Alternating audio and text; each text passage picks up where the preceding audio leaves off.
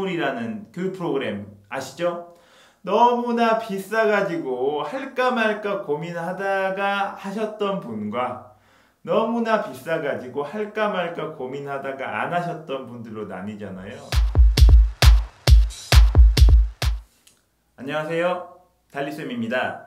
자, 오늘 다뤄볼 주제는요, 초등학교 저학년 소근육을 발달시키는 방법에 대한 이야기입니다. 자, 소근육 발달은요 굉장히 중요하다라고 할 수 있는데요. 그 이유는 여러 가지가 있지만 칸트의 이야기를 인용하면서 시작해 보려고 합니다. 칸트는 이렇게 말했습니다. 손은 몸 바깥으로 드러난 또 하나의 두뇌다 라고 이야기를 했거든요. 사실 두뇌에서 이루어지는 활동이 손으로도 나타나지만 손을 이용해서 하는 것들이 두뇌로 입력되기도 합니다. 그렇기 때문에 굉장히 중요하고요. 또 두 번째로 중요한 이유를 말하자면 사실 눈으로 생각하는 것이 손으로 구현되잖아요. 눈과 손의 협응력과 관련되어 있는 것이 또 손에 있는 소근육이기도 합니다. 그런데 대부분의 초등학교 저학년 학생들이 아직 발달하는 단계이기 때문에 이 소근육을 이용해야 되는 활동에 굉장히 어려움을 겪습니다. 특히 초등학교 저학년 기준으로 봤을 때 남학생들보다 여학생들이 월등하게 잘합니다. 과연 어디서부터 여학생들이 잘하게 됐는지는 잘 모르겠지만 일단은 잘합니다. 뭐 색을 칠하는 거, 가위질하는 거. 남학생들은 따라오지 못할 정도로 여학생들이 탁월합니다. 물론 3, 4학년에 가도 여학생들이 더 잘하고 5, 6학년에 가도 더 잘하거든요. 근데 왜 그런지는 저는 이유를 잘 모르겠습니다. 뭐 남학생들은 뭐 나중에 중학교, 고등학교에 가서 포텐이 터지는 것일 수도 있지만 여하튼 여학생들도 잘합니다. 하지만 어제의 나보다는 잘할 수 있는 방법은 있습니다. 그래서 저는 오늘 소근육을 발달시킬 수 있는 방법에 대해서 이야기를 해보려고 하는데요. 첫 번째로 소개해드릴 것은요, 놀이입니다. 놀이. 보드게임이나 교구 같은 것을 이용해서 많이 놀아보는 것을 추천합니다. 학부모님들 많이 알고 계시겠지만 프레벨이라는 이름 들어보셨죠? 사실 이 프레벨은요, 프리드리 프레벨이 원래 이름입니다. 프리드리 어디서 많이 들어보지 않으셨나요? 예, 프리드리 니체 할 때 프리드리 나오잖아요. 이것처럼 프레벨은요 독일인입니다. 독일인. 그리고 페스탈로치라고 하는 교육학자의 영향을 많이 받았다고 하거든요. 그래서 페스탈로치, 프레벨. 또 둘의 공통점은요, 아이들을 중요하게 여겼다는 겁니다. 그러다 보니까 아이들 중심적이고 아이들이 무엇인가를 표출해내는 활동을 중요하게 여겼어요. 그래서 프레벨이 가장 아이들을 자기 자신을 표현할 수 있는 방법으로 소개했던 것이 놀이죠, 놀이. 그러면서 음물이라는 걸 이야기했습니다. 자, 여기서 프레벨, 음물. 자, 교육에 관심을 많이 가지셨던 부모님들은 한 번쯤 들어보셨던 프레벨이라는 회사의 음물이라는 교육 프로그램 아시죠?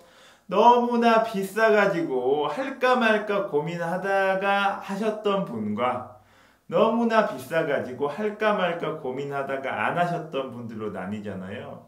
그래서 그 음물이라는 거 저도 이제 봤는데 네이버에 딱 검색을 해보면 그 음물 교구를 들고 아이들이 굉장히 즐거워하는 모습과 뭐 우리 딸 해보니까 너무 좋았어요 라는 부모님들의 리뷰가 막 쏟아지죠. 그러면서 이걸 해야 되나 말아야 되나 라고 고민을 하다가 어렸을 때 안 하다가 초등에 들어가서 하게 된다는 바로 그 음물입니다. 그런데 이 음물이라는 것은요, 이 추상적이고 상징적인 어떠한 구체물을 이용을 해가지고 수나 어떠한 감각적인 형태 같은 것들을 공부하게 만든 거예요. 그래서 놀이를 통해 가지고 배울 수 있다는 것이 굉장한 장점인데 비싸다는 게 가장 단점입니다. 장점이 많은 것들은 비싸다는 거죠.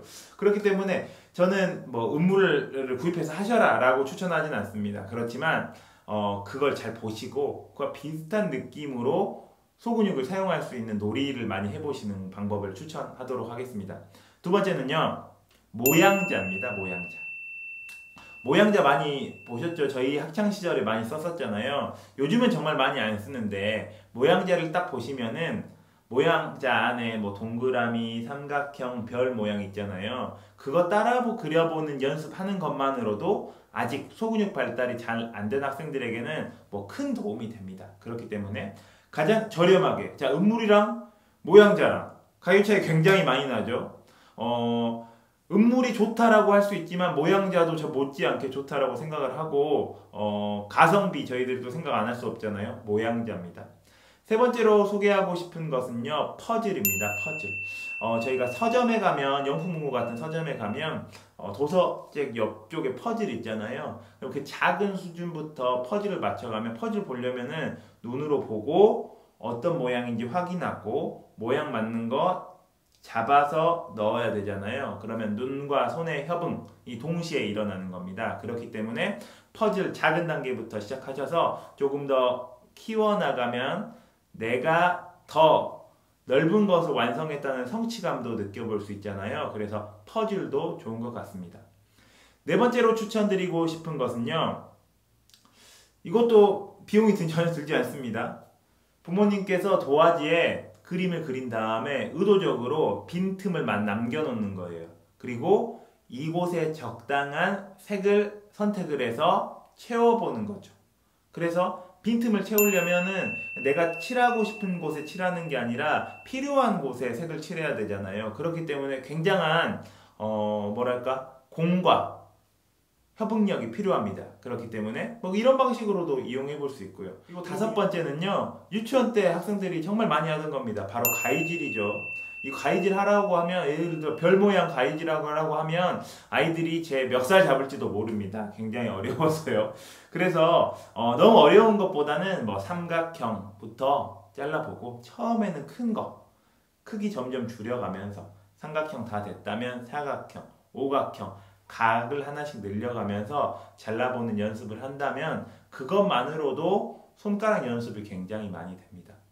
뭐 이것 이외에도 선생님들마다, 그리고 나와 있는 교구들이 굉장히 많은 것으로 알고 있습니다. 그런데 어떤 방법을 선택하냐만큼 중요한 것은요, 학생들의 현재 수준을 잘 확인하고 투여해야 된다는 겁니다. 예를 들어서 가위질이 좋다고 하면 무턱대고 이거 자르세요 라고 말하면 절대로 소근육이 발달하기 전에 아이들이 지쳐서 나가 떨어질 확률이 많습니다. 그렇기 때문에 아이들의 현재 발달 수준을 반드시 확인하시고요.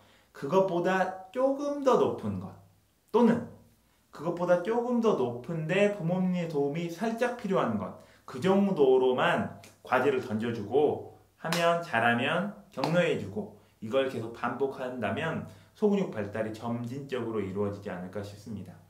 사실 제가 지금까지 소개해드렸었던 방법들은요, 제가 초등학교 1학년, 2학년, 저학년 학생들을 맡을 때 사용하고 있는 방법들입니다. 그다지 특별한 방법들은 아닙니다. 하지만 잊고 계셨다면 다시 기억을 떠올릴 수 있는 방법은 될 것 같거든요. 예, 그래서 이런 방법들을 활용하셨으면 좋겠고요. 마지막으로 한 가지만 더 하자면요, 초등학교 1학년, 2학년 교과서에 가장 많이 나오는 활동이 무엇인지 아시나요? 붙임딱지를 붙이는 활동입니다. 스티커를 뜯어다가 붙이는 거예요. 아이들이 굉장히 좋아합니다. 그래서 붙임딱지 붙이는 시간이 되면 손가락 5손가락을 펴고 여기다 스티커를 다 하나씩 붙여요. 그 다음에 이거 하나씩 뜯어서 붙입니다. 붙이면서 굉장히 만족해요. 소근육 발달 필요하거든요.